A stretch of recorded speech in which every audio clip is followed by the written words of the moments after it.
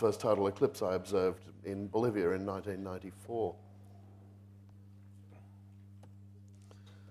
In Australia in the last century, we had a bit of a drought of eclipses. We only had 4 eclipses through the century, and 2 of them a long time before I was born, and another 2 when I was quite young. So I'm quite happy to see that we're getting a little bit of a balance back in the number.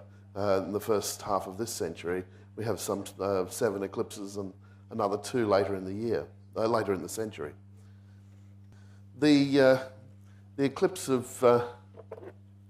2012 begins not actually in Darwin, which is over here, but just northeast of the Kakadu National Park. The Kakadu National Park sits down here. The mine site called Jabiru sits round about here, and just to the northeast of that, in Arnhem Land, is where the shadow touches down.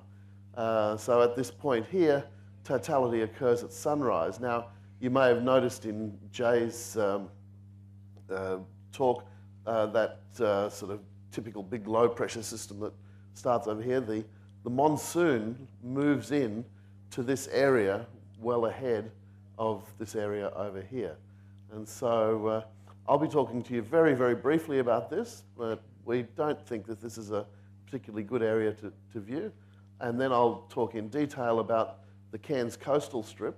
And then Terry, who's done a lot of very detailed scouting right through the outback Queensland there across the Cape, will talk in detail about that area, relocation strategies, and that sort of thing. So here in the shadow touches down at sunrise at a place called, probably the easiest access if you did want to go there is a place called Ubia Rock.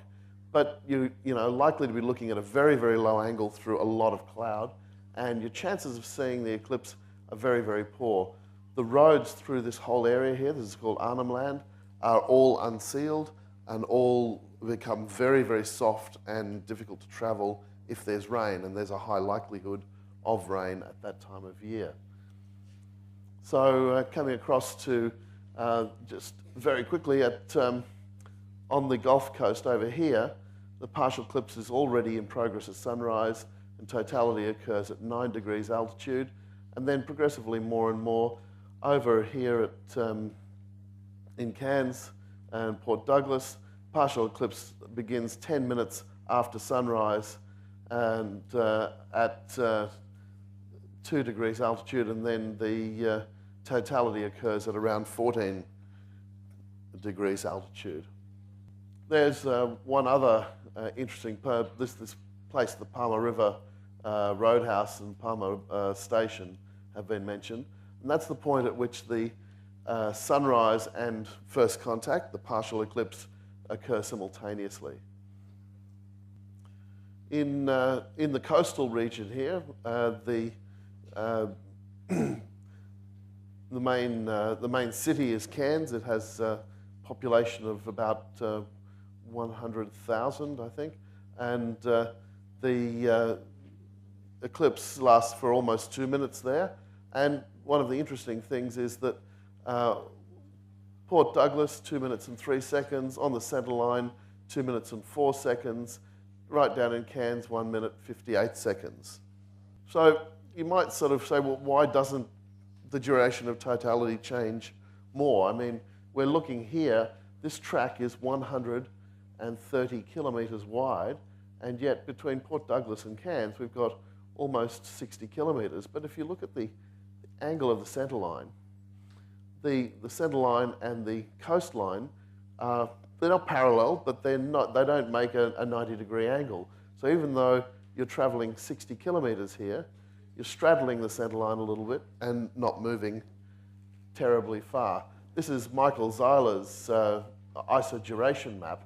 This map is corrected for the lunar limb profile, and the data has been generated by Bill Kramer from the eclipsejasers.com website.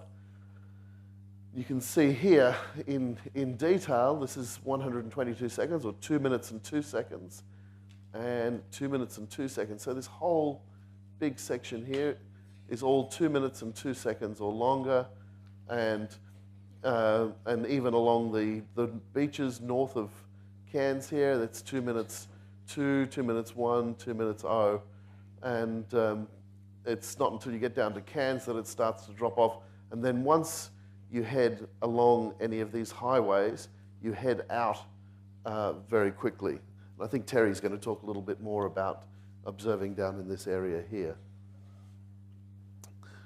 Travel-wise, getting to Australia, air travel is really the only practical option.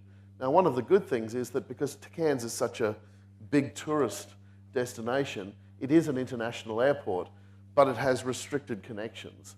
So this diagram here shows the main connecting airports to Cairns from overseas destinations. Guam, if you want to come from the USA, you have to fly via Guam. Singapore, Malaysia, Hong Kong, and Japan. I think Bengt Alfredson came to Cairns when we did our first scouting trip back in 2007. He flew from Helsinki, I think, over the pole, down to Japan, and then down to Cairns. That was right, wasn't it? Yeah. So that for the European people, you might want to consider that as one possibility to go that way. If you don't fly directly into Cairns, then you need to look at some sort of domestic transport. Australia is a little bit strange in that air travel is, in fact, one of the cheapest ways to move around the country, and things like buses and trains are quite a bit more expensive. So if we look here, these are typical domestic airfares. This one, the lower line from Sydney to Cairns, and the top line from Brisbane to Cairns, and these are return airfares. So presuming that you fly internationally into Brisbane, you're going to have to go from Brisbane and then back again. So we're looking at, let's say, a standard economy fare. You're looking at about $500 from Brisbane, $600 from Sydney. And if we compare that to, let's say, train fares, and those flights are about 1.5 hours to 2 hours long, you compare it to train fares, and a return train fare, $530, about the same price. Once you go to something very comfortable like a twin sleeper, Queenslander class is a premium class of rail travel with fine dining, very comfortable cabins and so on. You're looking at something that's cost roughly twice the price of an airfare.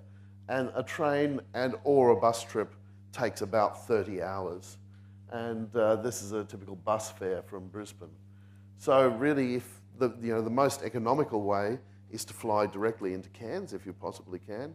And if you can't, then look at a domestic air connection that's both cheapest, and the bus trip up there is long and arduous. So, well, bus or train, it's not going to be a very comfortable trip unless you want to take the premium class. I've had quite a few emails from people who want to drive in from the south, and this is one this is an excerpt from one that I received from a friend of mine, and he wanted to rent a four-wheel drive in Sydney, and it would take about 2 to 3 days to drive to the Eclipse, and oh, by the way, could I give him some places to go sightseeing along the way. Sydney to Cairns by road is about 2,700 kilometres. That's roughly 30 hours of driving. So 3 days, you really would barely get there, and you'll get there pretty tired. So if you want to do that sort of a trip, allow 6 to 8 days, or what I've been suggesting to people is do it the other way. Go from Cairns, drive south after the eclipse, because if you go the other way and you're late, well, you're going to miss the eclipse, but if you come back, then there's no problem. Just to give you some idea, this red line is the coastal road. When you straighten it out, 2,700 kilometres. I've just overlaid it on some other continents. So from here in Delhi, it's like driving to Chongqing in China or to Western Iran. London to the Black Sea, Gothenburg, where my friend Bengt comes from, down to Athens, or Paris to the central Ukraine, or 3/4 of the way across the US. The mountains that Jay was talking about can be seen in this picture here. I'm actually up on the Skyrail cable car, and these mountains here, you can see these ones here are grabbing this low-lying cloud and holding it there on the mountain tops. This is Cape Grafton. If you want to watch the eclipse from downtown Cairns, you'll have to wait until the sun rises over Cape Grafton, and that will take about 18 minutes out of the partial eclipse, but the total eclipse is fine. Once you just to the north of Cairns, in this whole area here, you've got all these agricultural fields, lots and lots of space, a bit of distance between the beach and the coast, and plenty of places to observe from, including lots and lots of beaches up along here. But once you get north of Palm Cove, the road hugs a relatively steep cliff for quite a long way until you get to Oak Beach. This blue line here is the centre line. We're not looking north up here. North is, I've twisted this Google Earth image around. So there's very few places to stop a car all the way along. I think this is about 30 kilometres of coastal road, and there's relatively few places to stop a car all the way along there. So you either need to think about staying down south of Palm Cove somewhere, or heading up to Oak Beach, or up here into the Port Douglas region where the land opens up again, the mountains run away, and there's a bit of open space and agricultural fields behind, plus beaches there. There's one big beach that runs down south from Port Douglas called 4 Mile Beach. There's, along that whole steep cliff face, there's really only one place to stop, and that's this one here called Rex Lookout, and I'll talk a little bit more about that later. Now, you might think, okay, great, you know, this is a beautiful beach location, I'll just go and sit on the beach, maybe a glass of champagne, and watch the eclipse. And the problem is that there's a really inconvenient tide coming in that morning. The high tide at 9:06 a.m. Is almost 3 meters, and that's a very high tide. You can see it's 0 meters is the low tide some hours before. So the scenario I see is that a lot of people will better get away from those second microphones. That a lot of people might go and set up early in the morning, 4, 5 a.m., not long after low tide when the water is way out, and think, oh yeah, this looks great, set up there on the beach somewhere, and then as the eclipse progresses, by the time we get to totality, that high tide, I estimate, might be something like 2.5 to 2.7 meters of height. So you really need to look at the different beaches, because some beaches have a steep profile and then a long, flat, high area that stays up above the high tide mark. But a lot of beaches have this sort of long, tidal flat shape to them. And one of them is Oak Beach, where the centre line passes through. And it's one where, a lot of people might think of heading. So if we look at this type of beach, and as I said, Oak Beach and unfortunately 4 Mile Beach at Port Douglas are both this time. Low tide, you've got plenty of beach, and then my little model here comes up to 2.5, 2.7 meters. Most of the beach disappears, even though high tide hasn't been reached. There's been a lot of discussion on the solar eclipse mailing list about things like accommodation. The Cairns area has 50,000 tourist beds. It's a major tourist, has a major tourist infrastructure. It's one of the sort of maybe 3 or 4 biggest places in Australia for tourism, and they have a very, very well-organised local tourism council. And because of that, there really shouldn't be the sort of problems that you might expect at other eclipses with things like petrol shortages, that sort of thing. If every tourist bed gets filled up with 50 or 60,000 eclipse chasers coming in, and they have some camping grounds with extra tents and things like that, that's still only a little bit bigger than a normal high season that they get every year between June and September. So it's not a big deal for them to have 50 or 60,000 people come in to the Cairns region. The economy's been down and they haven't had such good high seasons in the last year or so, but the city is built, the infrastructure is built to take that sort of tourist load. Now, accommodation appeared to be in short supply over the last 2 years.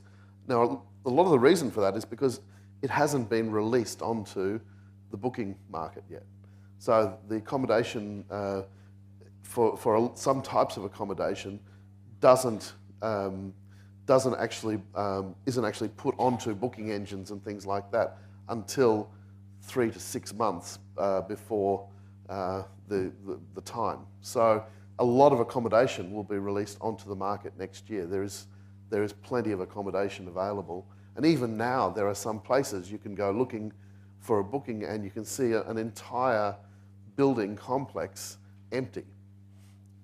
The one type of accommodation that is booked, and probably by some of the people in this room who've been over there scouting for their various commercial organisations, is the 5-star hotel accommodation. I believe that's quite heavily booked and quite difficult to get. I know I fielded a phone call from a Japanese tourism agent about 2 years ago, and she said, you know, my clients want to bring some eclipse chasers to Australia for the eclipse in 2012. Can you recommend somewhere to stay? I need a few hotel rooms. And I said, yes, I can help you. How many hotel rooms do you need? She said, 500.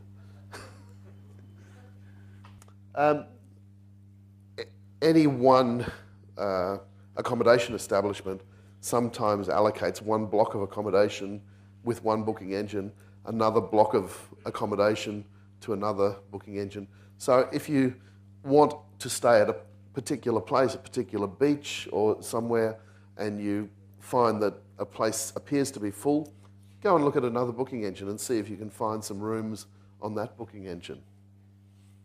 There's a couple of tricks. If you're looking at the high end and looking for something that's right on the beach, if accommodation is described as beachfront, it isn't on the beach.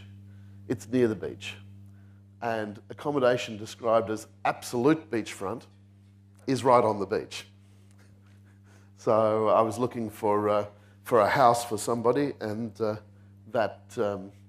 I sort of found out that was the way these things are described. Even if you get a place that's right on the beach, a lot of these places have dense tropical gardens that sort of give the place a lot of privacy, and that means that you can't really set up instruments in the yard and look out over the ocean because there's probably some sort of foliage in the way. You'll still have to go through and set up on the beach. One very big area and one very easy area to observe from is the Cairns foreshore area. The first 18 minutes, as I was saying before, obscured by Cape Grafton over here, but apart from that, there's plenty of space on the promenade, good facilities. There'll be, you know, if you want to go and have breakfast straight after the eclipse, there'll be lots and lots of cafes and things open there. So this is a very, very easy place to look from, but possibly the Cape itself pushes a bit more cloud into the Cairns area. So you might, if there is cloud around, this area might be a little bit more cloudy than further north.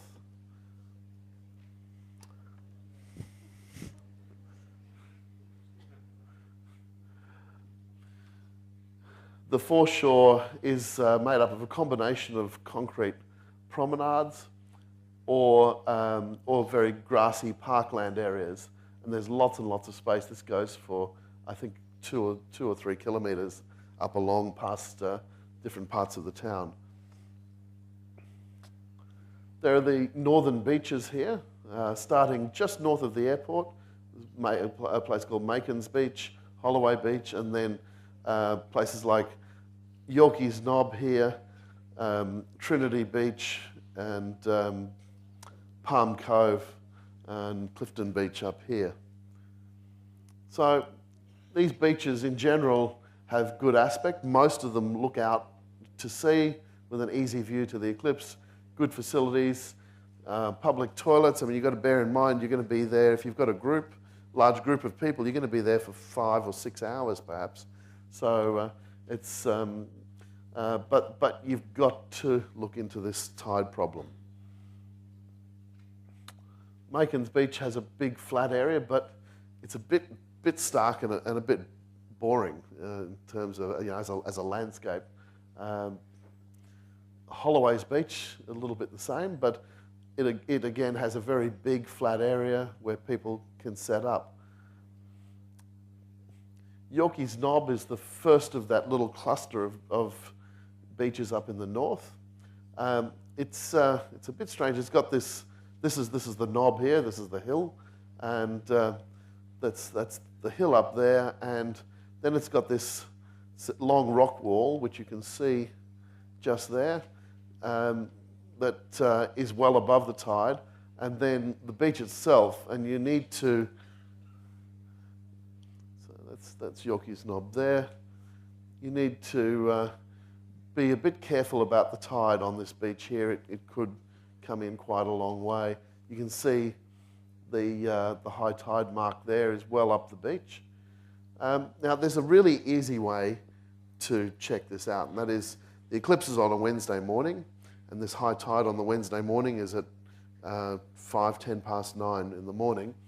At about 8:30 the morning before, there's another similarly high tide. So just once if you've chosen a location, go to the beach and just scope it out at 8:30 the morning before and see where the water lies. When Terry and I were there last year, November last year, there was one vacant block of land up on top of Yorkeys Knob.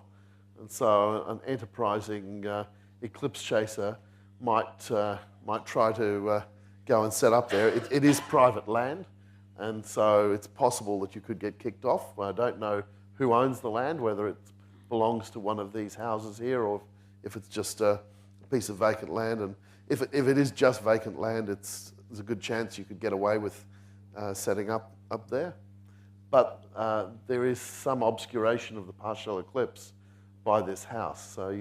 But the total eclipse should be pretty easy to see. Trinity Beach has a good aspect, but quite a steep beach profile, and the high tide, I think, could come a fair way up this beach.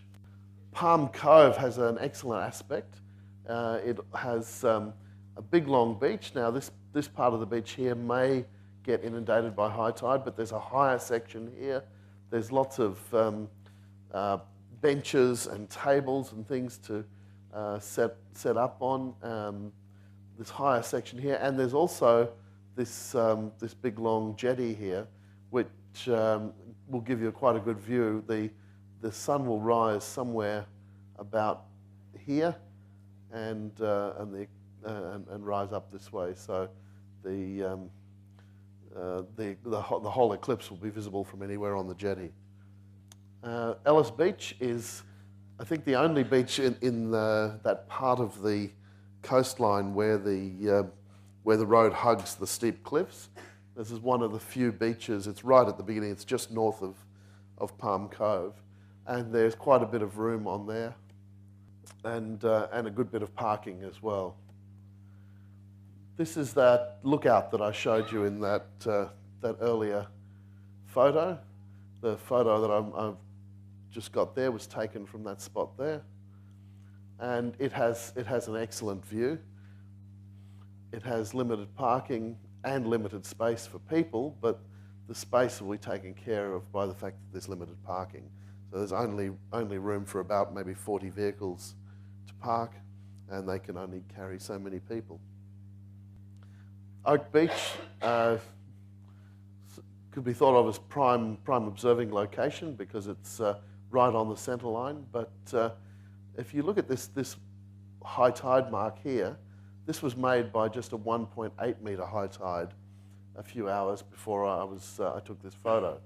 So there's a tide pole on Oak Beach, and this is the 2.8 metre mark, and I've got my camera at 2.8 metres, so it sort of shows where the tide will come up to. And you can see that if you have to locate yourself up on this edge here, you're going to have all these coconut trees at your back, no view to the west to see the approaching shadow. I don't think this is a very good location at all. Port Douglas has a big long beach called 4 Mile Beach that runs right down the length of the peninsula. It has, like Yorkeys Knob, a big tall hill at the north end of it, and this is a public lookout and public land, and you can just walk up this pathway here and watch the eclipse from up high or down on the beach. Again, the beach has a low profile, and in fact, a local guide told me that when there's a high tide like that, waves can wash not right up the beach, but actually into the car park.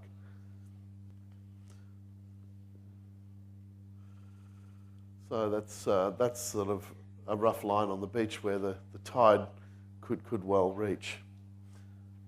All along the Captain Cook Highway and on roads that come off it, there's lots and lots of farmland. And in Australia, there's a certain amount of leeway either side of a road that is still public land.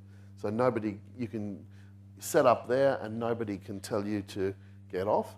In this picture here, I'm trespassing by parking my car here.